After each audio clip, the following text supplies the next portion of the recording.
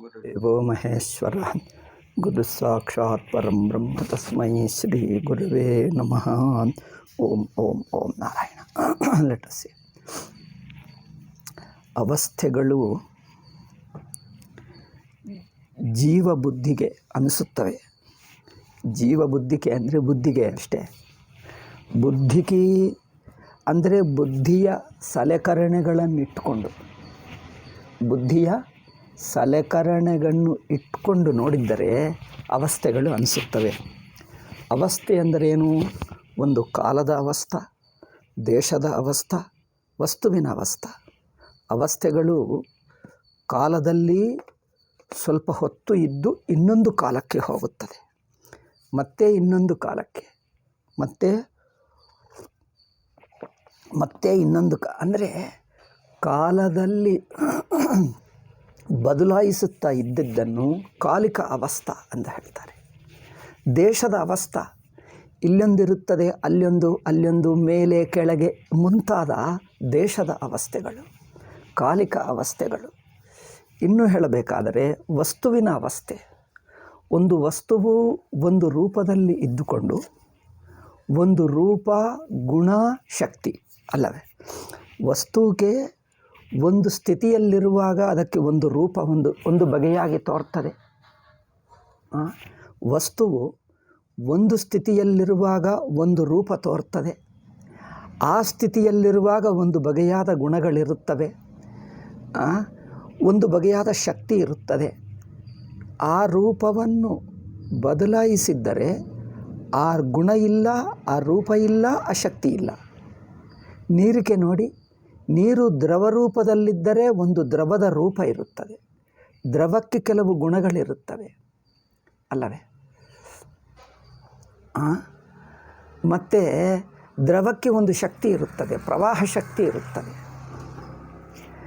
ಅದೇ ಮಿಂಚುಗಡ್ಡೆ ಆಗಿಬಿಟ್ಟರೆ, ಅದು ಫ್ರೋಝನ್ ಆಗಿಬಿಟ್ಟು ಐಸ್ ಆಗಿಬಿಟ್ಟರೆ ಅದರ ರೂಪ ಬದಲಾಯಿಸ್ತದೆ, ಹೆಸರು ಬದಲಾಯಿಸ್ತದೆ, ಗುಣ ಬದಲಾಯಿಸ್ತದೆ, ಶಕ್ತಿ ಬದಲಾಯಿಸ್ತದೆ. ಗಟ್ಟಿಯಾಗಿರುತ್ತದೆ, ಅದರ ಶಕ್ತಿ ಬೇರೆ.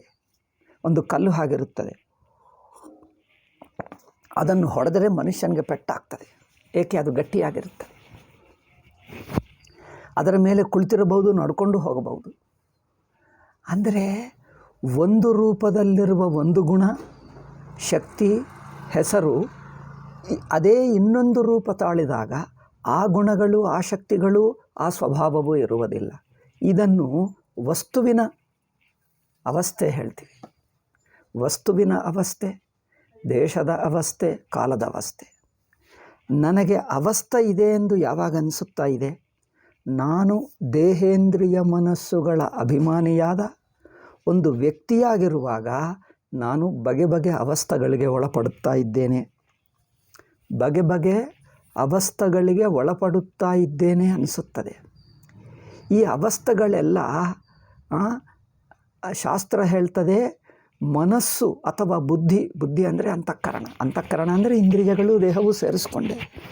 ದೇಹೇಂದ್ರಿಯ ಮನಸ್ಸುಗಳನ್ನು ಸೇರಿಸಿಕೊಂಡಾಗ ನನ್ನಲ್ಲಿ ಈ ಅವಸ್ಥೆಗಳು ತೋರ್ತವೆ.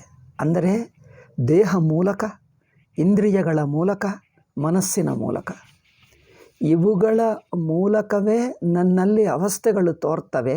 ಇದು ಬಿಟ್ಟಿರುವ ನನಗೆ ಅವಸ್ಥೆಗಳಿಲ್ಲ. ಅದು ಹೇಳ್ತಾ ಇದ್ದಾರೆ. ಬುದ್ಧ್ಯುಪಾದಿ ಇಲ್ಲಿ ಹೇಳುವ ವಾಕ್ಯ ಏನೆಂದರೆ, ಸ್ವಾಮೀಜಿ ವಾಕ್ಯ, ಅಥ ಇದಾನೀಂ ಅವಸ್ಥಾವತ್ವಮಪಿ ಬುದ್ಧ್ಯುಪಾಧಿಕೃತಮೇವ ಇತ್ತಿ ಕಿಂಚಿತ್ ಉಚ್ಯತೆ. ಅವಸ್ಥೆಗಳು ಇವೆ ಎಂದು ಅನಿಸುವುದು ಒಂದು ಅನಿಸಿಕೆಯೇ. ಬುದ್ಧಿಯಿಂದ ಅಂದ್ರೇನು? ಅನಿಸಿಕೆ ಎಂದರ್ಥ. ಅವಸ್ಥೆಗಳು ಇವೆ ಎಂಬುದು ಒಂದು ಅನಿಸಿಕೆಯೇ. ಅನಿಸಿಕೆ ಮೂಲಕವೇ ಅವಸ್ಥೆಗಳು ಅನಿಸುತ್ತಾ ಇವೆ. ವಾಸ್ತವಿಕ ಅವಸ್ಥೆಗಳಿಲ್ಲ. ಅಂದರೆ ದೇಶದ ಅವಸ್ಥೆ ಇಲ್ಲ.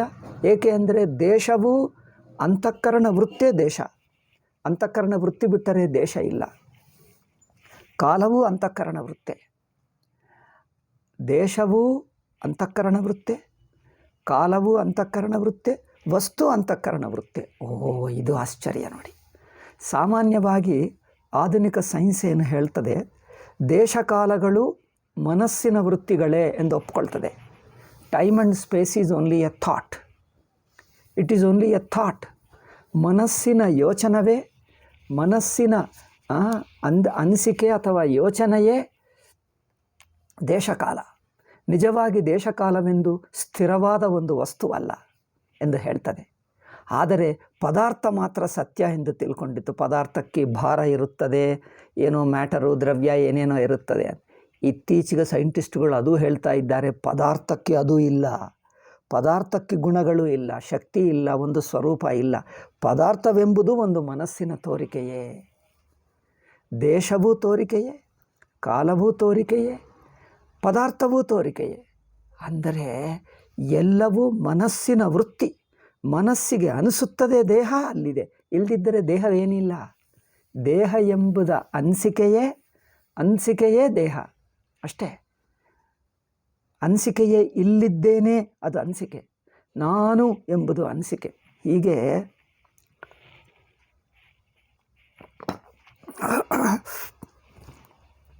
ಅಂದರೆ ಅವಸ್ಥೆ ಎಂಬುದು ಬುದ್ಧ್ಯುಪಾಧಿ. ಬುದ್ಧಿ ಅಂದರೇನು? ಅನಿಸಿಕೆ ಹೇಳಿದ್ದೀವಿ. ಉಪಾಧಿ ಅಂದರೇನು? ಅದರ ಮೂಲಕ ತನ್ನನ್ನು ನೋಡುವುದು, ಅದೇ ಉಪಾಧಿ. ಅದನ್ನು ಅದನ್ನು ಉಪಾಧಿ ಏಕೆ ಹೇಳಿದ್ದೀವಿ ಅಂದರೆ ಅದು ಆತ್ಮಸ್ವರೂಪ ಅಲ್ಲ, ಆತ್ಮಕ್ಕೆ ಸೇರಿದ್ದಲ್ಲ, ತನ್ನ ನಿಜಸ್ವರೂಪಕ್ಕೆ ಸೇರಿದ್ದಲ್ಲ. ತನ್ನ ನಿಜಸ್ವರೂಪವಲ್ಲದಿದ್ದರೂ ಅದನ್ನು ಹಾಕಿಕೊಂಡು ನೋಡ್ತಾ ಇದ್ದೀವಿ. ಅಂತಃಕರಣ ವೃತ್ತಿಯನ್ನು ಹಾಕ್ಕೊಂಡು ನೋಡಿದ್ದಾಗ ಅನಿಸುತ್ತದೆ. ಅಂದರೆ ಉಪಾಧಿ ಅಂದರೇನು? ಅದನ್ನು ಬಿಡಬಹುದು ಎಂದರ್ಥ. ಅದು ಆತ್ಮನ ಸ್ವರೂಪವಲ್ಲ ಎಂದರ್ಥ. ಅದು ಆತ್ಮ ತಾನು ಅಂತಃಕರಣವಿಲ್ಲದ್ದು. ಅಂದರೆ ಅಂತಃಕರಣದಿಂದ ತೋರುವ ದೇಶಗಾಗಲಿ, ಕಾಲವಾಗಲಿ, ವಸ್ತುವಾಗಲಿ, ಸಂಬಂಧವಾಗಲಿ, ಅಂತಃಕರಣ ಮೂಲಕ ಏನೇನು ತೋರುತ್ತದೋ ಅದೆಲ್ಲ ಅಂತಃಕರಣದಿಂದ ತನ್ನಲ್ಲಿ ಅನಿಸುತ್ತದೆ, ತನಗೆ ಇದ್ದಂತೆ ಅನಿಸುತ್ತದೆ. ಇವೆಲ್ಲವೂ ಅಂತಃಕರಣ ಮೂಲಕವೇ ಆಗುವುದರಿಂದ ತನಗೆ ದೇಶ ಇಲ್ಲ. ನಾನು ಎಲ್ಲಿದ್ದೇನೆ ಎಂದು ಹುಡುಕಿದ್ದರೆ ತನ್ನ ಅರಿವಿಗೆ ದೇಶ ಇಲ್ಲ. ಶುದ್ಧ ಅರಿವಿಗೆ, ಶುದ್ಧ ಚೈತನ್ಯಕ್ಕೆ ಎಲ್ಲಿ ಎಂಬುದು ದೇಶ ಇಲ್ಲ. ಏಕೆಂದರೆ ದೇಶ ಎಂಬುದೇ ಒಂದು ಯೋಚನೆ, ಒಂದು ವೃತ್ತಿ, ಒಂದು ಮನಸ್ಸಿನ ವೃತ್ತಿ. ಅರಿವು ಎಲ್ಲಿ ಎಂಬುದಿಲ್ಲ, ಯಾವಾಗ ಎಂಬುದಿಲ್ಲ. ಯಾವಾಗ ಎಂಬುದು ಒಂದು ಮನಸ್ಸಿನ ಸಂಬಂಧಕ್ಕೆ ಯಾವಾಗ ಹೇಳ್ತೀವಿ ಹೊರತು ಅರಿವಿಗೂ ಯಾವಾಗ ಎಂಬುದಿಲ್ಲ.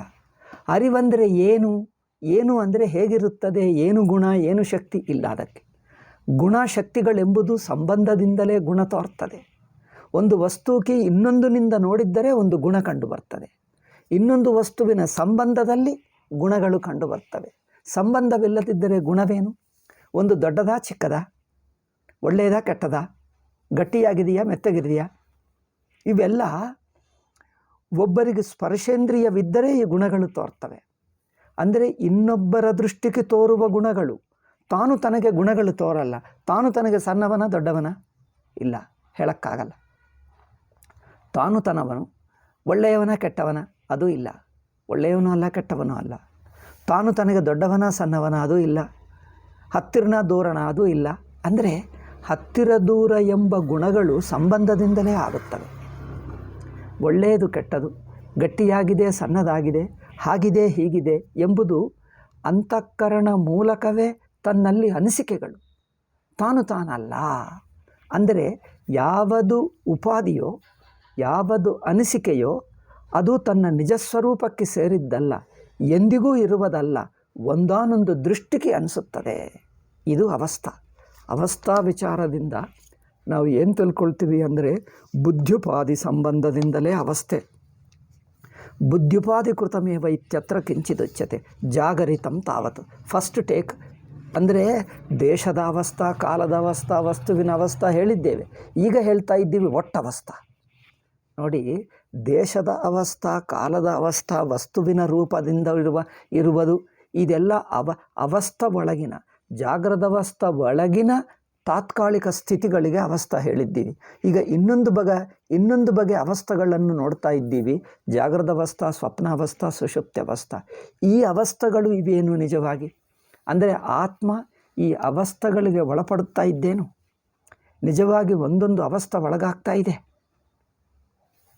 ಅಂದರೆ ನಾನು ಈ ಸ್ಥಿತಿಯಲ್ಲಿದ್ದೇನೆ, ನಾನು ಇಂಥವನು ಎಂದು ಹೇಳಿದ್ದು ಈ ಅವಸ್ಥೆಗೆ ಸೇರಿದ್ದು. ಇನ್ನೊಂದು ಅವಸ್ಥೆಗೆ ಹೋದರೆ ನಾನು ಇಂಥವನು ಎಂದು ಇರುವುದಿಲ್ಲ. ಅಂಥವನು ಇಂಥವನು ಹಾಗೆ ಹೀಗೆ ಎಂದು ಹೇಳೋಕ್ಕಾಗಲ್ಲ. ಅಂದರೆ ನಾನು ಇಂಥವನು ಎಂದು ಅನಿಸುವುದು ಒಂದಾನೊಂದು ಸ್ಥಿತಿಯಲ್ಲೇ. ಆದ್ದರಿಂದ ಈಗ ಜಾಗೃತ್ ಸ್ವಪ್ನ ಸುಷುಪ್ತಿ ಎಂಬ ಅವಸ್ಥೆಗಳು ನಿಜವಾಗಿವೆಯಾ ಅಥವಾ ಅವು ಅಂತಃಕರಣ ಮೂಲಕವ? ಅಂತಃಕರಣ ಅಂದರೆ ಅನಿಸಿಕೆ, ಬುದ್ಧಿ, ಯೋಚನೆ ಅಷ್ಟೇ. ಜಾಗರಿತಂ ತಾವತ್, ಫಸ್ಟ್ ಜಾಗರಿತವನ್ನು ನೋಡೋಣ. ಜಾಗರಿತಂ ತಾವತ್ ಕಾರ್ಯಕರಣ ಸಂಘಾತಾಭಿಮಾನವತಃ ಏವೈತಿ ಸುಪ್ರಸಿದ್ಧಂ. ಎಲ್ಲರಿಗೂ ಗೊತ್ತಿದೆ ಅಂದರೆ ಯಾರು, ಎಲ್ಲರ ಅನುಭವ. ಇದಕ್ಕೆ ದೊಡ್ಡ ಚರ್ಚಾ ಬೇಕಾಗಿಲ್ಲ. ಯಾರೂ ಹೌದೋ ಅಲ್ಲವೋ ಎಂದು ವಿವಾದ ಇಲ್ಲ. ಚರ್ಚೆ ಬೇಕಾಗಿಲ್ಲ, ವಿವಾದವಿಲ್ಲ, ಎಲ್ಲರ ಅನುಭವದಲ್ಲಿದೆ. ಇದನ್ನು ಪ್ರಸಿದ್ಧ ಹೇಳ್ತೀವಿ. ಪ್ರಸಿದ್ಧ ಅಂದ್ರೇನು? ಎಲ್ಲರ ಅನುಭವದಲ್ಲಿದೆ, ಯಾರೂ ವಿವಾದ ಮಾಡಲ್ಲ. ಇದರ ಕುರಿತು ಹೌದೋ ಅಲ್ಲವೋ ಎಂದು ಚರ್ಚೆ ಮಾಡಿ ತೀರ್ಮಾನಿಸಬೇಕಾಗಿಲ್ಲ. ಎಲ್ಲರಿಗೂ ಗೊತ್ತು, ಸಹಜವಾಗಿ ಗೊತ್ತು. ಅದನ್ನು ಪ್ರಸಿದ್ಧ ಹೇಳ್ತೀವಿ. ಜಾಗರಿತವು ಏನೆಂದು ಪ್ರಸಿದ್ಧ? ಜಾಗರಿತನಲ್ಲಿ ನೋಡಿ, ಜಾಗರಿತಂತಾವತ್ ಕಾರ್ಯಕರಣ ಸಂಘಾತ ಅಭಿಮಾನವತಃ ದೇಹೇಂದ್ರಿಯ ಮನಸ್ಸುಗಳ ಅಭಿಮಾನವಿರುವವನಿಗೆ ಜಾಗೃತ ಅವಸ್ಥೆ ಇರುತ್ತದೆ. ಆ ಅಭಿಮಾನವೇ ಜಾಗೃತ ಅವಸ್ಥೆ. ಇನ್ನೊಂದು ಮಾತೇನು? ಅಭಿಮಾನ ಇರುವವನಿಗೆ ಅಂದರೆ ಅಭಿಮಾನವೇ ಒಂದು ಜಾಗೃತ ಅವಸ್ಥೆ. ಅಭಿಮಾನವಿರುವವನಿಗೆ ಆ ಅಭಿಮಾನಕ್ಕೆ ನಾನು ಏನೋ ಒಂದು ಬಗೆಯಾಗಿದ್ದೇನೆ, ಏನೇನೋ ಅನುಭವಿಸ್ತಾ ಇದ್ದೇನೆ ಎಂದನಿಸುತ್ತದೆ. ಈ ಪ್ರಪಂಚ ಎಂಬುದು ಸ್ಥಿರವಾಗಿರುವುದಲ್ಲ. ನಾನು ನೋಡಿದ್ದರೂ ನೋಡದಿದ್ದರೂ ಅಲ್ಲಿರುತ್ತದೆ ಅಂದ್ಕೊಳ್ತೀವಿ ಅಲ್ಲವೇ? ಒಂದು ಬೆಟ್ಟ ಇದೆ, ಕಲ್ಲಿದೆ, ನಾನು ನೋಡಿದ್ದರೂ ನೋಡದಿದ್ದರೂ ಅಲ್ಲಿರುತ್ತದೆ. ಅದು ಲೌಕಿಕ ದೃಷ್ಟ್ಯ. ಲೌಕಿಕ ಅಂದರೇನು? ವಿಚಾರ ಮಾಡದೇ ಇರುವ ಲೌಕಿಕರಿಗೆ ಅನಿಸುವ ಅನಿಸಿಕೆ ಅದು. ಸ್ವಲ್ಪ ವಿಚಾರ ಮಾಡಿದ್ದರೆ ಯಾವ ಪದಾರ್ಥವಾಗಲಿ ನಮ್ಮ ಎಚ್ಚರ ಅವಸ್ಥದಲ್ಲೇ ಇರುತ್ತದೆ. ಎಚ್ಚರ ಅವಸ್ಥನೆ ನಾನು ಎಚ್ಚರ ವ್ಯಕ್ತಿಯಾಗಿರುವವರೆಗೆ. ನಾನು ಎಚ್ಚರ ವ್ಯಕ್ತಿ ಅಲ್ಲ ಅಂದರೆ ಪ್ರಪಂಚವೇ ಇಲ್ಲ. ಕನಸು ನೋಡಿ, ಸ್ವಪ್ನ ನಾವು ನೋಡದಿದ್ದರೂ ಸ್ವಪ್ನ ಅಲ್ಲಿರುತ್ತದೆ ಹೇಳಬಹುದಾ? ಅಥವಾ ನಾವು ನೋಡುವುದೇ ಸ್ವಪ್ನವ? ನಾವು ಸ್ವಪ್ನ ಕಾಣುವುದೇ ಸ್ವಪ್ನವೋ? ನಾವು ಕಾಣದಿದ್ದರೂ ಸ್ವಪ್ನ ಇರುತ್ತದೆ? ಇರುವುದಿಲ್ಲ. ಏಕೆ? ಸ್ವಪ್ನ ಅಂದರೆ ಕಾಣುವುದೇ. ಸ್ವಪ್ನ ಅಂದರೆ ಕಾಣುವುದೇ, ಕಾಣಲಿಲ್ಲ ಅಂದರೆ ಸ್ವಪ್ನವಿಲ್ಲ. ಹಾಗೆ ಎಚ್ಚರ ಎಂಬುದು ಕಾಣುವುದೇ. ಇದು ಕಲಿಯಬೇಕು. ಎಚ್ಚರನೂ ಒಬ್ಬನು ಎಚ್ಚರದಲ್ಲಿರುವ ವ್ಯಕ್ತಿ ಕಾಣುತ್ತಾನೆ, ಇದೆ ಎಂದು ಅಂದ್ಕೊಳ್ತಾನೆ, ಒಪ್ಪಿಕೊಂಡು ನಡೆಯುತ್ತಾನೆ ಅಂತ. ಹಾಗೆ ಒಪ್ಪುಕೊಂಡುವುದೇ ಎಚ್ಚರ. ನಿಮ್ಮ ಒಪ್ಪುಕೊಂಡುವುದು ನಾನೊಬ್ಬನು ಎಚ್ಚರ ವ್ಯಕ್ತಿ ಎಂಬುದು ಬುದ್ಧಿ ಬಿಟ್ಟರೆ ನಿಮಗೆ ಎಚ್ಚರನು ಕಾಣುವುದಿಲ್ಲ, ಎಚ್ಚರ ಅವಸ್ಥೆ ಇಲ್ಲ. ಏಕೆಂದರೆ ಎಚ್ಚರ ಅವಸ್ಥೆಯು ಸ್ವಪ್ನವೇ, ಜಾಗೃತ ಅವಸ್ಥೆಯೂ ಸ್ವಪ್ನವೇ. ಅದು ಅನುಭವಿಸುವಾಗ ಜಾಗೃತ ಅನಿಸುತ್ತದೆ, ಆದರೆ ಅದು ಸ್ವಪ್ನವೇ. ಸ್ವಪ್ನವು ಅನುಭವಿಸುವ ಕಾಲದಲ್ಲಿ ಅದನ್ನು ಅಭಿಮಾನ ಪಡುಕೊಂಡು ಅದರಲ್ಲಿ ಮುಳುಗಿ ಹೋದಾಗ ಏನು ಹೇಳ್ತೀವಿ?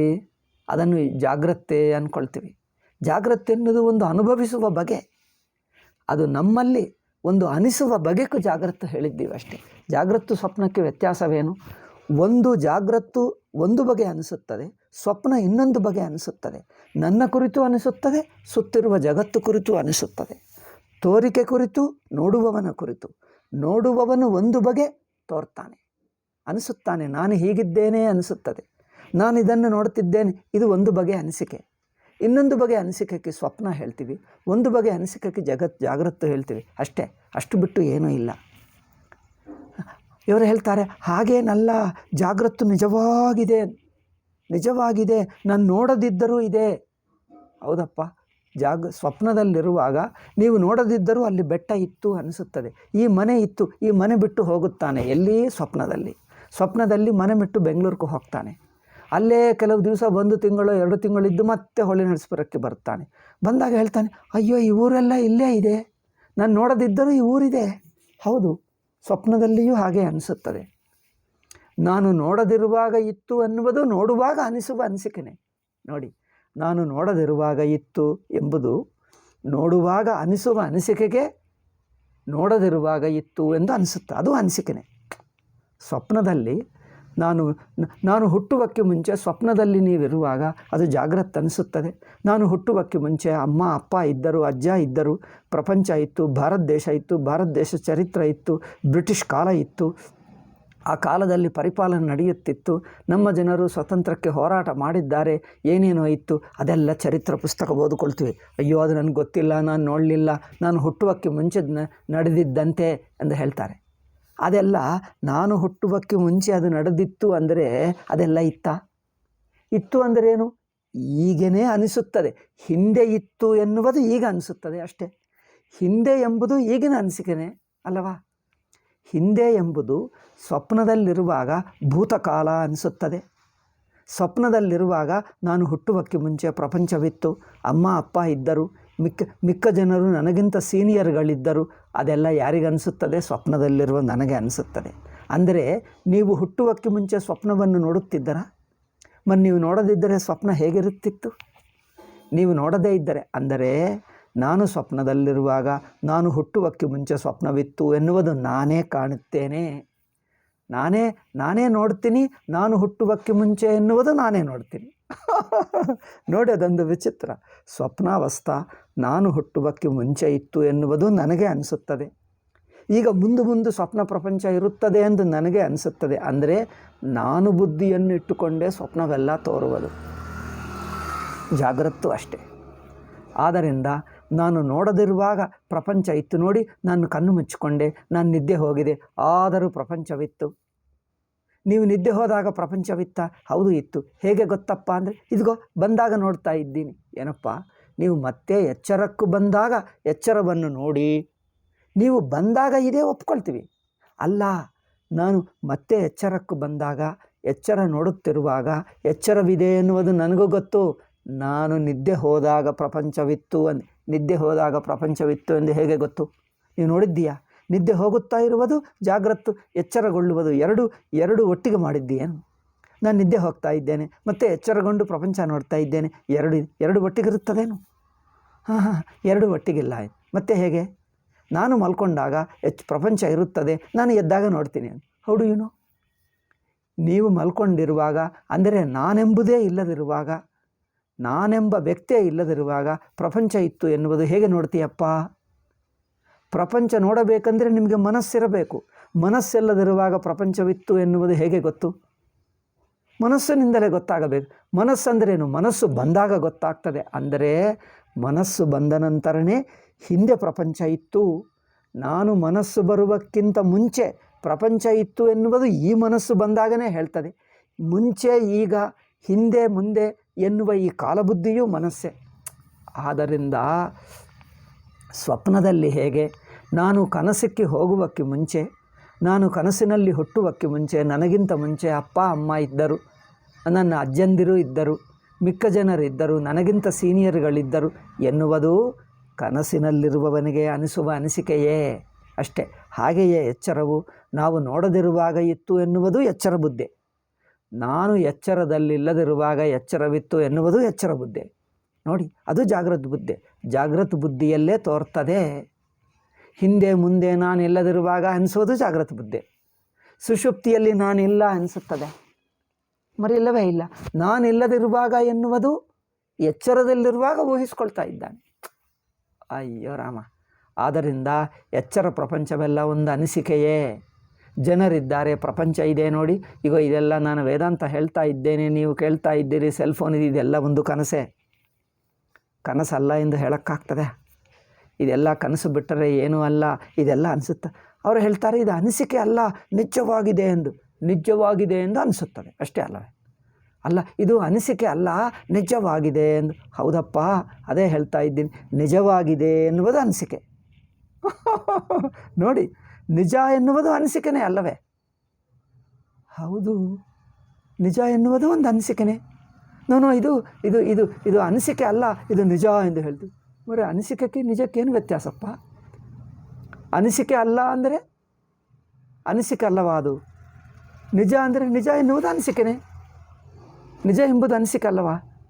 ನಿಜವಾಗಿದೆ ಎಂದು ಕನಸಿನಲ್ಲಿರುವಾಗ ಪ್ರಪಂಚವೆಲ್ಲ ನಿಜವಾಗಿ ಇದೆ ಎಂದು ಆವಾಗ ಅನಿಸಿತು, ಎಚ್ಚರಗೊಂಡರೆ ಅದು ಅನಿಸಿಕೆ ಆಯಿತು. ಅನಿಸಿಕೆ ಎಂದು ಗೊತ್ತಾಯಿತು. ಅಂದರೆ ಆವಾಗಲೂ ಅನಿಸಿಕೆನೇ ಇತ್ತು, ನನಗೆ ಗೊತ್ತಾಗಲಿಲ್ಲ. ಅದು ಈಗ ಗೊತ್ತಾಗ್ತಾ ಇದೆ. ಆವಾಗ ಪ್ರಪಂಚವೆಲ್ಲ ನಿಜವಾಗಿತ್ತು ಎಂದು ಅನಿಸಿಕೆನೇ ಇತ್ತು ಅಲ್ಲವೇ? ಈ ಜಾಗೃತ ಪ್ರಪಂಚವೂ ಅಷ್ಟೇ. ಈ ನೋಡಿ, ಈ ಸೂರ್ಯ, ಚಂದ್ರ, ನಕ್ಷತ್ರಗಳು, ಪ್ರಪಂಚ, ಭೂಲೋಕ ಅಂದರೆ ಏನು, ಈ ಪೃಥ್ವಿ, ಸಮುದ್ರಗಳು, ನದಿಗಳು ಇವೆಲ್ಲ ನಿಜವಾಗಿವೇನು? ಅಯ್ಯೋ ದೊಡ್ಡ ಭ್ರಮೆ, ಕನಸೇ ಅಷ್ಟೇ. ಸ್ವಪ್ನದಲ್ಲಿ ಸಮುದ್ರ ಇದೆ, ಪರ್ವತಗಳಿವೆ, ಹಿಮಾಲಯ ಪರ್ವತಗಳು, ಅದರ ಮೇಲೆ ಜನರು, ವಾಹನಗಳು, ಬಸ್ಸುಗಳು, ಮೋಟಾರ್ಗಳು, ಮನುಷ್ಯರು, ಅಯ್ಯೋ ಸಿಟಿಗಳು, ಬೆಂಗಳೂರಿದೆ, ದಿಲ್ಲಿ ಇದೆ, ಮದ್ರಾಸ್ ಇದೆ, ಅಯ್ಯೋ ಹೊಳೆನರಸೀಪುರ ಇದೆ, ಎಲ್ಲ ದೊಡ್ಡ ದೊಡ್ಡ ಸಿಟಿಗಳು, ಹುಬ್ಬಳ್ಳಿ ಇದೆ. ಇವೆಲ್ಲ ಇವೇನು? ಇವೆಲ್ಲ ಅನಿಸುತ್ತದೆ. ಎಲ್ಲ ಇದ್ದಂತೆ ನಾನೊಬ್ಬ ಮನುಷ್ಯನಂತೆ, ನನ್ನ ನೆಂಟರು, ಬಂಧುಗಳು, ಕುಟುಂಬ ಜನರು ಎಲ್ಲರೂ ಇದ್ದರಂತೆ ಎಲ್ಲ ಅನಿಸುತ್ತಾ ಇದೆ. ನಿಜವೂ ಅನಿಸುತ್ತಾ ಇದೆ. ಹೌದು, ಅನಿಸಲಿ, ನಿಜವೂ ಅನಿಸುತ್ತೆ. ಇದೆಲ್ಲ ಕನಸೆ. ಎಷ್ಟು ಆಶ್ಚರ್ಯ ನೋಡಿ.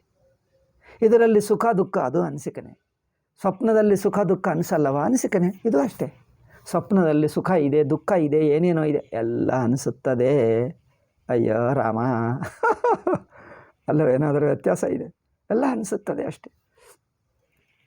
ಆದ್ದರಿಂದ ನೋಡಿ, ಇವರು ಹೇಳ್ತಾರೆ, ಜಾಗರಿತಂತಾವತ್ ಕಾರ್ಯಕರಣ ಸಂಘಾತಾಭಿಮಾನ ಏವೈತಿ ಪ್ರಸಿದ್ಧಂ. ಜಾಗ್ರತ್ ಮಾತ್ರ ಕಾರ್ಯಕರಣ ಸಂಘಾತ. ನನಗೆ ದೇಹವಿದೆ ಎಂದು ಅನಿಸಿಕೆನೆ. ಇವರು ಹೇಳ್ತಾರೆ, ಅನಿಸಿಕೆ ಅಲ್ಲ ಗುರುಗಳೇ, ದೇಹವು ನಿಜವಾಗಿದೆ, ನಿಜ ಎಂಬುದು ಅನಿಸುತ್ತದೆ. ಅದು ಬಿಟ್ಟು ಏನು ಹೇಳು? ಅಲ್ಲ ಗುರುಗಳೇ, ಅನಿಸುವುದಲ್ಲ, ನಿಜವಾಗಿದೆ. ಈ ನಿಜವಾಗಿದೆ ಎಂಬುದು ಅನಿಸಿಕೆ ಅಲ್ಲವಾ? ಹೌದು, ನಿಜ ಎಂಬುದು ಅನಿಸಿಕೆನೆ. ಅನಿಸಿಕೆ ಅಲ್ಲ ಎಂದು ಹೇಗೆ ಹೇಳ್ತೀವಿ? ನಿಮಗೆ, ನಿಮ್ಮ ಅನುಭವಕ್ಕೆ ಅನಿಸಿಕೆ ಬಿಟ್ಟು ಬೇರೆ ಏನಿದೆ? ಅಯ್ಯೋ ಆಶ್ಚರ್ಯ. ಹೌದು, ಇದೆಲ್ಲವೂ ಸುಮ್ಮನೆ ಅನಿಸಿಕೆ. ಆದ್ದರಿಂದ ಆ ಅನಿಸಿಕೆ ಇರುವವರೆಗೆ ಅನಿಸುತ್ತದೆ. ಅನಿಸಿಕೆನೇ ಇಲ್ಲದಿರುವಾಗ ಪ್ರಪಂಚವೇ ಇಲ್ಲ. ನಾನು ಇಲ್ಲದಿರುವಾಗ ಇತ್ತು ಅಂದರೆ ನಾನು ಬುದ್ಧಿ ಅನಿಸಿಕೆ, ಇಲ್ಲದಿರುವಾಗ ಎಂಬುದು ಅನಿಸಿಕೆ, ಇತ್ತು ಎಂಬುದು ಅನಿಸಿಕೆ, ಈ ಎಲ್ಲ ಸೇರಿಕೊಂಡು ಅನಿಸಿಕೆನೆ. ಅಯ್ಯೋ ಆಶ್ಚರ್ಯ ಅಲ್ಲವೇ? ಆದ್ದರಿಂದ ತಾವತ್ತು ಕಾರ್ಯಕರಣ ಸಂಘಾತಾಭಿಮಾನವತ ಏವೈತಿ ಸುಪ್ರಸಿದ್ಧಂ. ಓಕೆ, ಸ್ವಪ್ನೇಪಿ ಜಾಗ್ರತ್ತು ನಮ್ಮ ಉಪಾಧಿಗಳಿಂದಲೇ ಎಂದು ಹೇಳಿದ್ದೇವೆ. ಸ್ವಪ್ನವೂ ಹಾಗೆ, ಸ್ವಪ್ನವೂ ಉಪಾಧಿ. ಮೊದಲು ಸ್ವಪ್ನ ವಿಚಾರ ಮೊದಲು ಮಾಡ್ತೀವಿ. ಏಕೆಂದರೆ ಸ್ವಪ್ನವನ್ನು ಮಿಥ್ಯ ಎಂದು ಅರ್ಥ ಮಾಡಿಕೊಳ್ಳುವುದು ಸುಲಭ ಅಷ್ಟೇ ಹೊರತು ಸ್ವಪ್ನವೇ ಮಿಥ್ಯ, ಜಾಗೃತ ಮಿಥ್ಯ ಎಂದಲ್ಲ. ಕೆಲವರು ವ್ಯಾಖ್ಯಾನಕಾರರು ಹೇಳ್ತಾರೆ, ಸ್ವಪ್ನವು ಮಿಥ್ಯ, ಜಾಗ್ರತ್ತೂ ಒಂದು ಬಗೆಯಾಗಿ ಮಿಥ್ಯ ಹೇಳಬಹುದು, ಬಟ್ ಈಗಲ್ಲ. ಅವರು ಹೀಗೆ ಹೇಳ್ತಾರೆ. ವ್ಯಾಖ್ಯಾನಕಾರರು ಏನು ಹೇಳ್ತಾರೆ ಗೊತ್ತಾ? ಸ್ವಪ್ನ ಮಿಥ್ಯ ಎಲ್ಲರಿಗೂ ಗೊತ್ತು, ಜಾಗ್ರತ್ತು ಮಾತ್ರ ಈಗ ಅಲ್ಲ, ಬ್ರಹ್ಮಜ್ಞಾನಿಗೆ ಮಾತ್ರ ಗೊತ್ತು ಮಿಥ್ಯ ಆಗುತ್ತದೆ. ಬ್ರಹ್ಮಜ್ಞಾನ ಬಂದಾಗ ಮಾತ್ರ ಆಗುತ್ತದೆ, ಯಾವಾಗಲೂ ಆಗುತ್ತದೆ, ಈಗ ಅಲ್ಲ. ಇದು ವಿಚಿತ್ರ ಬುದ್ಧಿ, ಇದು ತಪ್ಪು ಬುದ್ಧಿ. ಏನಪ್ಪ, ನೀವು ಸ್ವಪ್ನದಲ್ಲಿರುವಾಗ ಹಾಗೆ ಅನಿಸಿತು, ಸ್ವಪ್ನದಲ್ಲಿರುವಾಗ ಇದು ಸ್ವಪ್ನ ಅಲ್ಲ, ಇದು ಜಾಗ್ರತೆ, ಇದು ನಿಜವಾಗಿದೆ, ಹಿಂದೆ ಇತ್ತು, ನಿನ್ನ ರಾತ್ರಿಗೆ ಎಲ್ಲಿ ಹೇಳ್ತೀವಿ? ಸ್ವಪ್ನದಲ್ಲಿರುವಾಗ ನಿಮಗೆ ಅನಿಸುತ್ತದೆ ನಿನ್ನ ರಾತ್ರಿಗೆ ಸ್ವಪ್ನ ಬಿದ್ದಿತು, ಆವಾಗ ಅದು ಸ್ವಪ್ನನೇ. ಇದು ಮಾತ್ರ ಸ್ವಪ್ನ ಅಲ್ಲ ಗುರುಗಳೇ, ಇದು ನಿಜವಾಗಿ ಎಚ್ಚರಣೆ.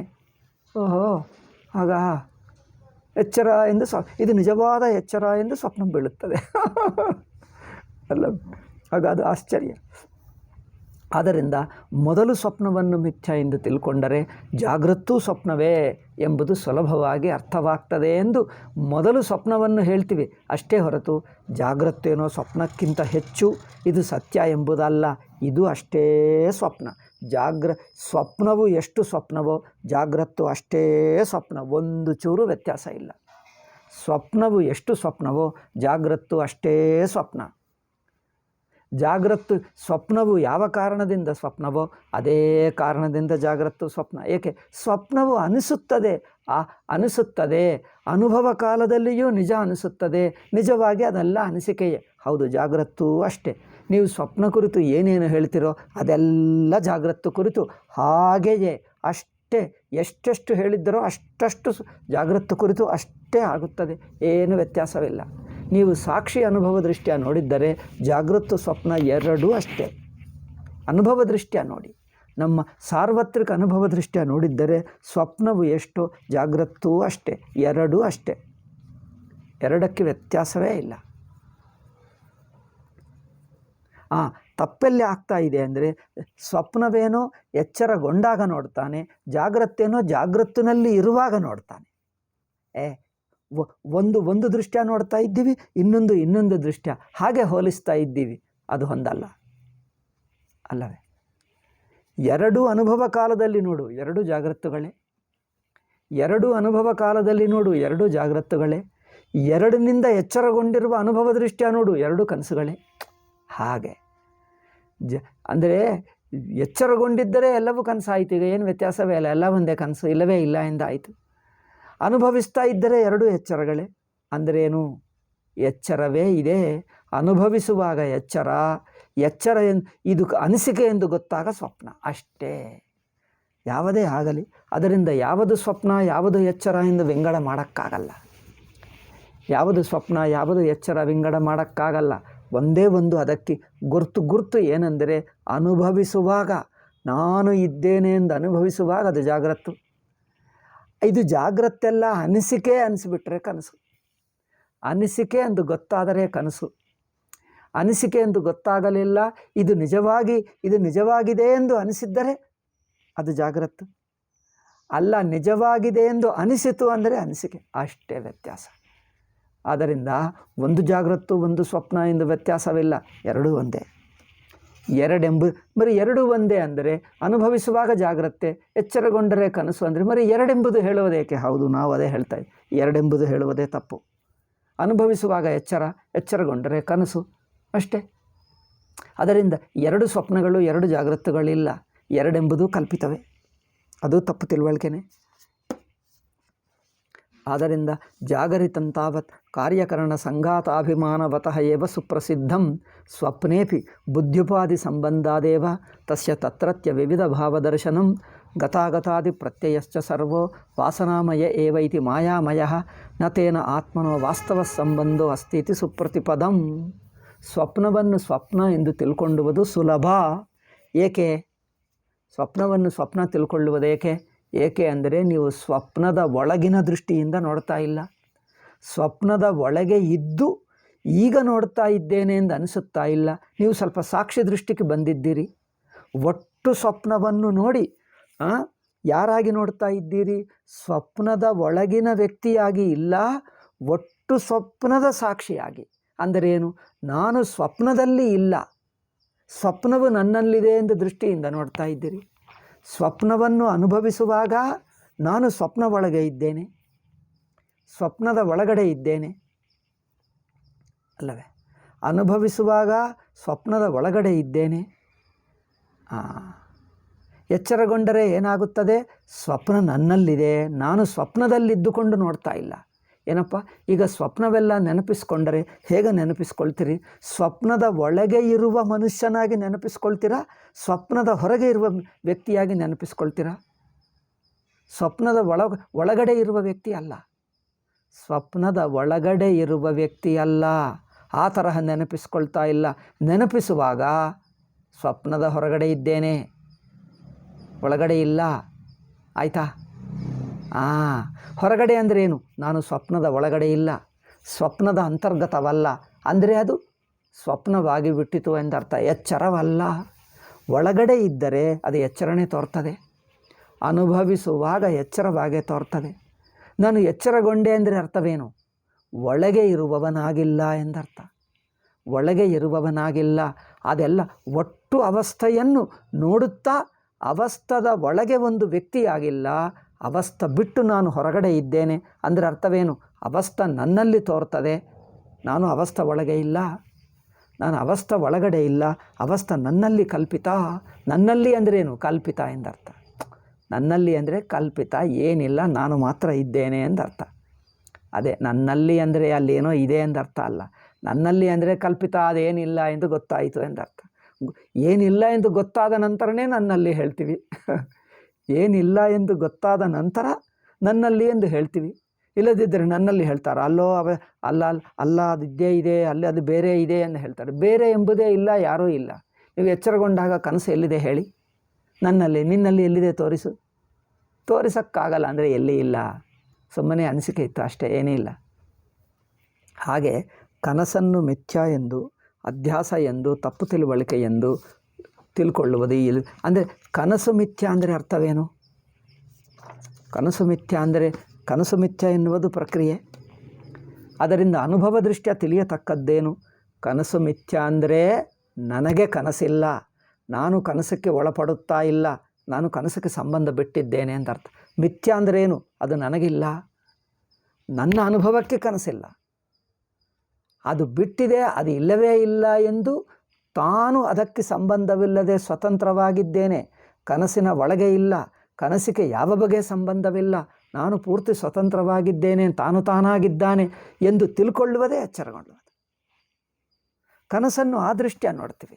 ಕನಸಕ್ಕೆ ನನಗೆ ಸಂಬಂಧವಿಲ್ಲ, ಆ ಕನಸು ನನ್ನಲ್ಲಿ ಊಹೆ ಮಾತ್ರ, ಕಲ್ಪಿತ ಮಾತ್ರ, ನಾನಿದ್ದೇನೆ, ನಾನು ಎಂದಿಗೂ ಇದ್ದೇನೆ. ಆದರೆ ಕನಸಿನ ವ್ಯಕ್ತಿಯಾಗಿಲ್ಲ, ಕನಸಿನ ಪ್ರಪಂಚ ನನ್ನ ಮಟ್ಟಕ್ಕೆ ಸೇರಿದ್ದಲ್ಲ. ನಾನು ಕನಸಿನ ಪ್ರಪಂಚ ಮಟ್ಟಕ್ಕೆ ಕನಸಿನ ಒಳಗೆ ಇರುವಾಗ, ಅಂದರೆ ಕನಸಿನ ಒಳಗಡೆ ಇರುವಾಗ, ಕನಸನ್ನು ಅನುಭವಿಸುವಾಗ ಕನಸಿನ ಪ್ರಪಂಚ ನನ್ನ ಸಮಾನ ಮಟ್ಟದಲ್ಲಿರುತ್ತದೆ, ನಾನು ಪ್ರಪಂಚ ಮಟ್ಟದಲ್ಲಿರ್ತೀನಿ.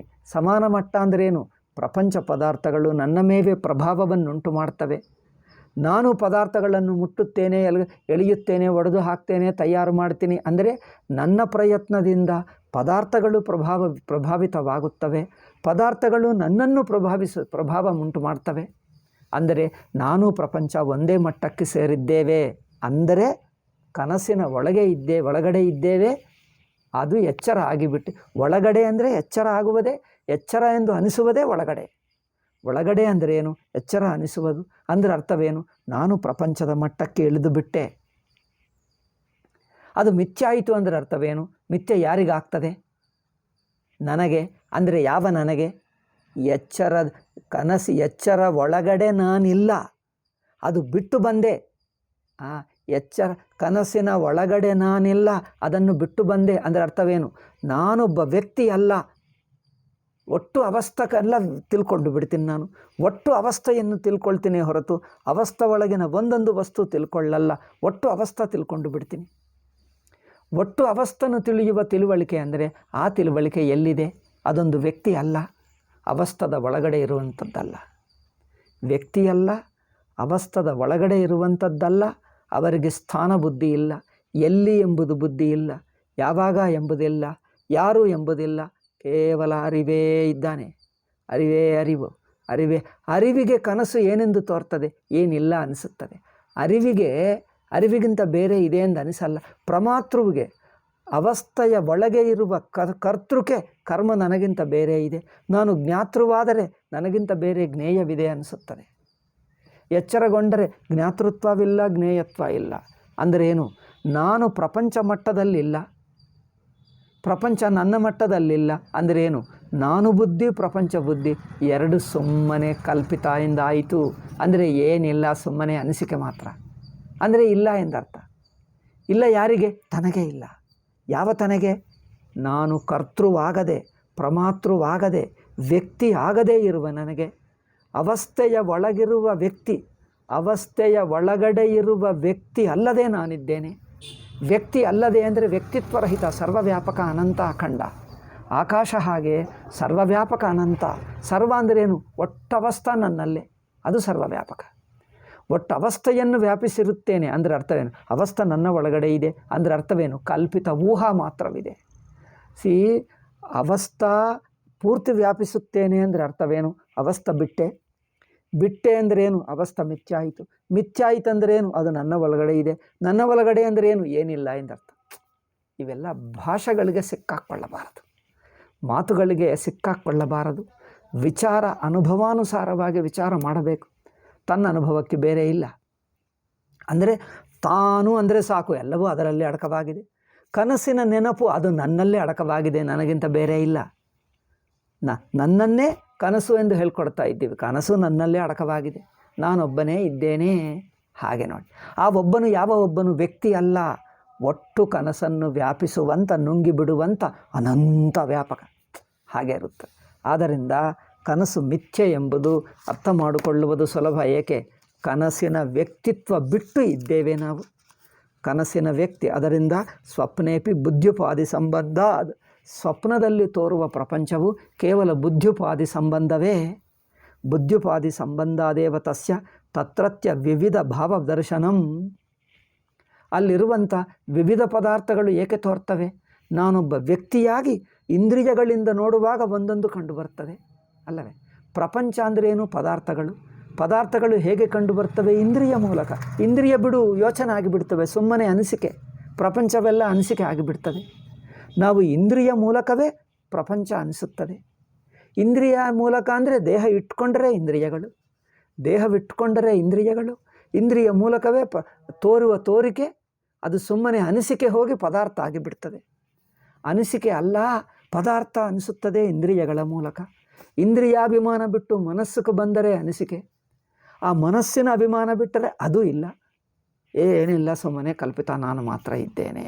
ಹಾಗೆ ಆದ್ದರಿಂದ ಬುದ್ಧ್ಯುಪಾದಿ ಸಂಬಂಧಾದೇವ ತಸ್ಯ ತತ್ರತ್ಯ ವಿವಿಧ ಭಾವದರ್ಶನಂ ಗತಾಗತಾದಿ ಪ್ರತ್ಯಯಶ್ಚ ಸರ್ವೋ ವಾಸನಾಮಯ. ಪ್ರಪಂಚ ಇತ್ತೆಂದು ಹೋಯಿತೆಂದು, ಪ್ರಪಂಚ ಇತ್ತು ಈಗ ಇಲ್ಲ ಹೋಯಿತು, ಇದೆಲ್ಲವೂ ಅನಿಸಿಕೆಯೇ, ವಾಸನಾಮಯ ಎಂದು ಸ್ವಾಮೀಜಿ ಹೇಳ್ತಾ ಇದ್ದಾರೆ. ವಾಸನಾಮಯ ಅಂದರೆ ಥಾಟ್ ಮಾತ್ರ ಅಷ್ಟೇ. ವಾಸನಾಮಯ ಅಂದರೆ ಓನ್ಲಿ ಮೆಮೊರಿ. ವಾಸನಾಮಯ ಅಂದರೆ ಸುಮ್ಮನೆ ಥಾಟ್ ಆರ್ ಮೆಮೊರಿ. ವಾಸನಾಮಯ ಅಂದ್ರೇನು? ಸುಮ್ಮನೆ ಅನಿಸಿಕೆ, ಥಾಟ್ ಆರ್ ಮೆಮೊರಿ. ಮೆಮೊರಿ ಅಂದರೆ ಥಾಟೇ. ಥಾಟ್ ಅಂದರೆ ಏನು? ಇಲ್ಲ ಎಂದರ್ಥ ಅಲ್ಲವೇ? ಥಾಟ್ ಅಂದರೆ ಯೋಚನೆ, ಅಂದರೆ ಅನಿಸಿಕೆ, ಅಂದರೆ ಇಲ್ಲ. ಇಲ್ಲದೆ ಸುಮ್ಮನೆ ಅನಿಸ್ಕೊಂಡ್ರೆ ಅನಿಸಿಕೆ. ಇದ್ದುಕೊಂಡು ನೋಡಿದರೆ ಜ್ಞಾನ ಆಗುತ್ತದೆ, ಅನಿಸಿಕೆ ಆಗಲ್ಲವಲ್ಲ. ಇದ್ದುಕೊಂಡು ನೋಡಿದರೆ ಎಚ್ಚರ ಆಗಿಬಿಡ್ತದೆ, ಎಚ್ಚರ ಅನಿಸುತ್ತದೆ. ಆದರೆ ಅದು ಇಲ್ಲ, ಇಲ್ಲದಿದ್ದರೂ ಇದ್ದಂತೆ ಅನಿಸಿತು, ಅದೇ ಕಲ್ಪಿತ. ಅನಿಸಿಕೆ ಹೊರತು ಅಲ್ಲಿ ಏನೂ ಇಲ್ಲ. ಏನೂ ಇಲ್ಲದೆ ಅನಿಸಿದ್ದರೆ ಏನರ್ಥ? ಇಲ್ಲ ಎಂದೇ ಅರ್ಥ. ಇಲ್ಲದೆ ಅನಿಸಿದ್ದರೆ ಏನು? ಇಲ್ಲವೇ ಎಂದರ್ಥ. ಇನ್ನೇನು? ಏನೇ ಎಷ್ಟೇ ಅನಿಸಲಿ, ಏನೇ ಅನಿಸಲಿ, ಅದು ಇಲ್ಲವೇ ಇಲ್ಲವಲ್ಲ. ಅನಿಸಿದ್ದರೆ ಅನಿಸಲಿ, ಏನಿದೆ? ಇಲ್ಲ ಎಂದರ್ಥ. ವಾಸನಾಮಯ ಅಂದರೆ ಥಾಟ್ ಅಥವಾ ಮೆಮೊರಿ. ಏವೈತಿ ಮಾಯಾಮಯ ನತೇನ ಆತ್ಮನೋ ವಾಸ್ತವ. ಅದರಿಂದ ಅಂದರೆ ಅರ್ಥವೇನು? ಇಲ್ಲ ಅಂದರೆ ಅರ್ಥವೇನು? ಅಂದರೆ ತನಗೆ ಇಲ್ಲ, ತಾನು ಅವಸ್ಥೆ ಬಿಟ್ಟಿದ್ದೇನೆ, ತನಗೆ ಅವಸ್ಥೆ ಇಲ್ಲ. ತಾನು ಅವಸ್ಥೆ ಅಲ್ಲ, ತನಗೆ ಅವಸ್ಥೆ ಇಲ್ಲ. ಅವಸ್ಥಾರಹಿತ ತಾನು ಚೈತನ್ಯ ಮಾತ್ರ. ಪ್ರಪಂಚ ಮಿಥ್ಯ, ಕನಸು ಮಿಥ್ಯ ಅಂದರೆ ಅರ್ಥವೇನು? ಅದು ತನಗೆ ಇಲ್ಲ. ತಾನಿದ್ದುಕೊಂಡು ಅವಸ್ಥೆಗೆ ಒಳಪಡುತ್ತಿಲ್ಲ ನಾವು. ಅಂದರೆ ಅವಸ್ಥೆಗೆ ಒಳಪಡುವುದೇ ಅವಸ್ಥೆ ತಾನಿರುತ್ತದೇನು? ನಾನು ಅವಸ್ಥೆಗೆ ಒಳಪಟ್ಟರೆ ಅವಸ್ಥೆ ಇದೆ ಹೇಳ್ತೀವಿ. ನಾನು ಒಳಪಟ್ಟಿಲ್ಲ, ನನಗೆ ಅವಸ್ಥೆ ಇಲ್ಲ. ನನಗೂ ಇಲ್ಲ ಅಂದರೆ ಯಾರಿಗೂ ಇಲ್ಲ. ಏಕೆ? ನಾನೇ ಎಲ್ಲ, ಎಲ್ಲವೂ ನಾನೇ, ನನಗಿಂತ ಬೇರೆ ಇನ್ನೂ ಯಾರೂ ಇಲ್ಲ. ಆಗ ಇಡೀ ಕನಸಿನ ಅವಸ್ಥೆ ಮಿಥ್ಯೆ, ತಾನು ಮಾತ್ರ ಇದ್ದೇನೆ ಎಂದು ಗೊತ್ತಾಗ್ತದೆ ಅಲ್ಲವೇ? ಹೀಗೆ ಸ್ವಪ್ನವು ಮಿಥ್ಯ ಎಂದು ಗೊತ್ತಾಯಿತು. ಇದನ್ನು ಸ್ವಾಮೀಜಿ ಹೇಳಿಬಿಟ್ಟು ಈಗ ಭಾಷ್ಯಕಾರರಿಗೆ ಬಿಡ್ತಾರೆ. ಭಾಷ್ಯಕಾರರ ಮಾತುಗಳಲ್ಲಿ ಹೇಳೋಣ. ನತಾವತ್ ಸಂಧ್ಯಸ್ಥಾನ, ಐ ಥಿಂಕ್ ಸಾಕು, ಇಟ್ಸ್ ಎ ಟೈರಿಂಗ್. ಓಕೆ, ಇದು 2 ಸಣ್ಣ ಭಾಷ್ಯ ವಾಕ್ಯಗಳನ್ನು ಉದಾಹರಿಸಿದ್ದಾರೆ. ಆ ಭಾಷ್ಯ ವಾಕ್ಯಗಳ ಮೂಲಕ ಕನಸಿನ ಮಿಥ್ಯಾತ್ವ ತಿಳ್ಕೊಂಡು, ಕನಸಿನ ಮಿಥ್ಯಾತ್ವ ಅಂದರೆ ಕನಸು ಇದ್ದುಕೊಂಡು ಮಿಥ್ಯ ಆಯಿತು ಎಂದಲ್ಲ, ಕನಸೇ ಇಲ್ಲ ಎಂದರ್ಥ. ಕನಸಿನ ಮಿಥ್ಯಾತ್ವ ಅಂದರೆ ಏನು? ಏನೂ ಇಲ್ಲ, ಸುಮ್ಮನೆ ಅನಿಸಿಕೆ.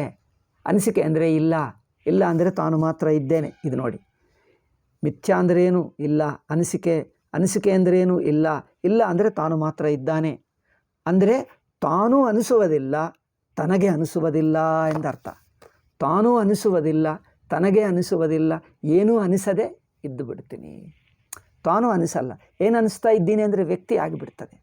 ತಾನು ತನಗೆ ಅನಿಸಿದ್ದರೆ ಜೀವಭಾವ, ಅದು ವ್ಯಕ್ತಿತ್ವ ಭಾವ. ತಾನು ತನಗೆ ಅನಿಸಿದ್ದರೆ, ತಾನು ತನಗೆ ಅನಿಸಲ್ಲ, ತಾನು ಇರುತ್ತಾನೆ, ಅದು ಸ್ವತಃ ಸಿದ್ಧ. ತಾನು ಇದ್ದರೆ ಸ್ವತಃ ಸಿದ್ಧ, ಅನಂತ ಅಖಂಡವಾಗಿರುತ್ತದೆ. ತಾನು ಅನಿಸಿದ್ದರೆ ವ್ಯಕ್ತಿಯಾಗಿಬಿಡ್ತಾನೆ. ತಾನು ತನಗೆ ಅನಿಸಿದ್ದರೆ ಅಹಂಬುದ್ಧಿ. ಅಹಂಬುದ್ಧಿ ಅಂದ್ರೇನು? ತಾನು ತನಗೆ ಅನಿಸುವುದು. ಸುಷುಪ್ತಿಗೆ ಹೋಗುವುದಲ್ಲ, ಅನಿಸಿಕೆ ಬಿಟ್ಟು ನಾನಿರುವುದು. ಅನಿಸಿಕೆ ಬಿಟ್ಟು ತಾನಿರುವುದೇ ಸುಷುಪ್ತಿ ಅಷ್ಟೇ. ತಾನು ತನ್ನ ಕುರಿತು ಏನು ಅಂದ್ಕೊಳ್ತಾ ಇಲ್ಲ, ಇನ್ನೊಂದು ಅನಿಸುತ್ತಾ ಇಲ್ಲ, ಇನ್ನೊಂದು ಅಂದ್ಕೊಳ್ತಾ ಇಲ್ಲ, ತಾನು ತನಗೆ ಅನಿಸುತ್ತಾ ಇಲ್ಲ, ಇದ್ದಾನೆ. ಯಾವ ಅನಿಸಿಕೆ ಇಲ್ಲದೆ ತಾನು ಮಾತ್ರ ಇರುವುದು ಸುಷುಪ್ತಿ. ಅದರಿಂದ ಸ್ವಪ್ನವು ಮಿಥ್ಯಾ ಎಂದು ಸ್ವಲ್ಪ ಭಾಷ್ಯವಾಕ್ಯಗಳ ಮೂಲಕ ಹೇಳಿ ನಂತರ ಜಾಗೃತ್ತು ಮಿಥ್ಯಾ ಎಂದು ಸಿದ್ಧಪಡಿಸ್ತಾರೆ. ಅದು ನೋಡೋಣ. ಓಕೆ, ಇವತ್ತು ಸ್ವಲ್ಪ ಚಿಕ್ಕ ಕ್ಲಾಸೇ ಇದೆ, 40 ಮಿನಿಟ್ಸೇ ಸಾಕು. ಇವತ್ತು ಟೈಮ್ ಲೇಟ್ ಆಯಿತು, ನಾನು ಲೇಟ್ ಶುರು ಮಾಡಿದ್ದೀನಿ. ನಾಳೆ ಶನಿವಾರ ಮನುಸ್ಮೃತಿ ಇರುತ್ತದೆ, ಭಾನುವಾರ ಗೀತಾ, ಸೋಮವಾರ ಗೀತಾ ಭಾಷ್ಯ, ಮಂಗಳವಾರ ಹೇಳೋಣ. ಓಕೆ, ಓಂ ಶಾಂತಿ ಶಾಂತಿ ಶಾಂತಿ. ಹರಿ ಓಂ ಶ್ರೀ ಗುರುಭ್ಯೋ ನಮಃ.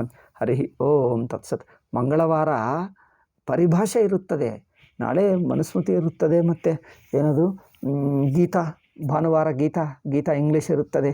6ನೇ ಅಧ್ಯಾಯ ಹೇಳ್ತಾ ಇದ್ದೀವಲ್ಲ, ದಟು 6ನೇ ಅಧ್ಯಾಯದಲ್ಲಿ ಮನಸ್ಸು ಚಂಚಲವಾಗುತ್ತದೆ, ಅದನ್ನು ಹೇಗೆ ಮಾಡುವುದು ಎಂಬುದು. ಈಗ ನಂತರ ಗೀತಾ ಭಾಷ್ಯ ಇದ್ದೇ ಇದೆ. ವೇದಾವಿನಾಶನಂ ನಿತ್ಯಂ ಯಯೇನ ಮಜಮವ್ಯಯಂ ಕಥಂ ಸ ಪುರುಷ ಪಾರ್ಥ ಕಥಂ ನಿರ್ವಿಕಾರ ಹೇಗಾಗುತ್ತಾನೆ ತಾನು. ಆತ್ಮ ವಿಕಾರವಿಲ್ಲ ಅಂದರೆ ವ್ಯಕ್ತಿ ಅಲ್ಲ ಎಂದರ್ಥ. ತಾನು ವಿಕಾರವಿಲ್ಲ ಅಂದರೆ ಏನೋ ಊಹಿಸ್ಕೊಳ್ತಾರೆ, ತಾನು ವ್ಯಕ್ತಿ, ವ್ಯಕ್ತಿಗೆ ವಿಕಾರ, ವ್ಯಕ್ತಿತ್ವವೇ ವಿಕಾರ, ಇನ್ನೇನು. ವಿಕಾರ ಅಂದರೆ ಪರಿಮಿತಕ್ಕೆ ವಿಕಾರ ಇರುತ್ತದೆ, ಅಂದರೆ ತಾನು ಪರಿಮಿತವಲ್ಲ. ನಿರ್ವಿಕಾರವಲ್ಲ ಅಂದರೆ ತಾನು ಪರಿಮಿತವೂ ಅಲ್ಲ, ಅದಕ್ಕೋಸ್ಕರ ವಿಕಾರವೂ ಇಲ್ಲ. ತಾನು ಅನಂತ ಎಂದು ತಿಳ್ಕೊಳ್ಳುವುದೇ, ತಾನು ಅಖಂಡ ಅನಂತ ಸರ್ವವ್ಯಾಪಕ ಸ್ವತಃಸಿದ್ಧ ಅದ್ವಿತೀಯ. ನೋಡಿ, ಸರ್ವವ್ಯಾಪಕ, ಸ್ವತಃಸಿದ್ಧ, ಅದ್ವಿತೀಯ. ಈ ಮೂರು ಬಿಡಿ ಅಲ್ಲ, 3 ಸೇರಿ ಒಂದೇ ಅರ್ಥ. 3ಕ್ಕೆ ಅದ್ವಿತೀಯ ಅಂದರೆ ಸ್ವತಃಸಿದ್ಧ ಅಂದರೆ ನಿರ್ವಿಕಾರ, 3ಕ್ಕೆ ಒಂದೇ ಅರ್ಥ. ಪದಗಳು 3, ಅನುಭವ ಒಂದೇ ಅನುಭವಕ್ಕೆ 3 ಹೆಸರುಗಳಿಂದ ಹೇಳ್ತಾ ಇದ್ದೀವಿ. ಅನುಭವಗಳು 3 ಎಂದು ನೋಡಬೇಡಿ. ಹಾಗೆ ನಿರ್ವಿಕಾರ, ಜನರು ಅಂದ್ಕೊಳ್ತಾರೆ ಆತ್ಮ ನಿರ್ವಿಕಾರ, ಆತ್ಮ ಸಾಯಲ್ಲ ಅಂದರೆ ವ್ಯಕ್ತಿಯಾಗಿದ್ದುಕೊಂಡು ಸಾಯಲ್ಲ ಅಂದ್ಕೊಳ್ತಾ ಇದ್ದಾರೆ. ವ್ಯಕ್ತಿತ್ವವಿಲ್ಲ ಎಂದರ್ಥ. ಸಾಯುವುದೇ ವ್ಯಕ್ತಿಗಿರುತ್ತದೆ. ವ್ಯಕ್ತಿತ್ವಕ್ಕೆ ಜನ್ಮ ಮರಣಗಳು. ಮರಣ ಇಲ್ಲ ಅಂದರೆ ಅರ್ಥವೇನು? ವ್ಯಕ್ತಿತ್ವವೇ ಅಲ್ಲ ಅಂದರೆ ಅನಂತ ಅಖಂಡವಾಗಿ ಸುಷುಪ್ತಿಯಾಗಿದ್ದೇನೆ ಎಂದರ್ಥ. ವ್ಯಕ್ತಿತ್ವವೇ ಅಲ್ಲ. ಹಾಗೆ ಗೀತಾ ಭಾಷ್ಯ ಅಲ್ಲವೇ? ಸೊ ಗೀತಾ ಇಂಗ್ಲೀಷ್ನಲ್ಲೇನು ಯೋಗಭ್ರಷ್ಟನ ಗತಿ ಹೇಳಬೇಕು. ಇನ್ನೂ ಸ್ವಲ್ಪ ಅದೇನು ಮನಸ್ಸಿನ ನಿಗ್ರಹಿಸುವುದು ಕಷ್ಟ ಹೇಳ್ತಾನೆ, ಅದು ನಂತರ ಯೋಗಭ್ರಷ್ಟನ ಗತಿ ಏನು ಅದು ಹೇಳ್ತೀವಿ. ನಂತರ ಗೀತಾ ಭಾಷ್ಯ ಸೋಮವಾರ, ಮಂಗಳವಾರ ಪರಿಭಾಷಾ ಹೇಳ್ತೀವಿ. ಆಯಿತಾ? ಓಂ ಶಾಂತಿ ಶಾಂತಿ ಶಾಂತಿ. ಹರಿ ಓಂ ಶ್ರೀ ಗುರುಭ್ಯೋ ನಮಃ. ಹರಿ ಓಂ ತತ್ಸತ್.